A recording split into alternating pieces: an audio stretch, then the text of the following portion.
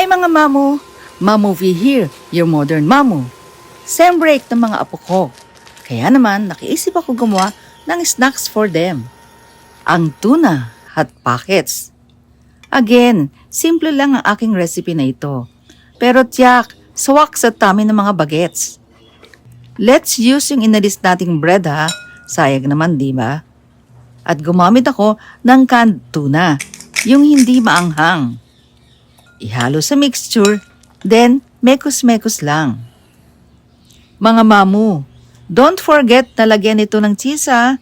Mas magiging malinamnam ito. Sure hit pag may cheese.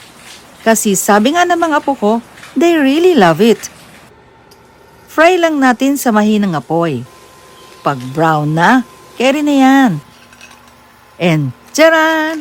Ready to bite na ang tuna hot pockets.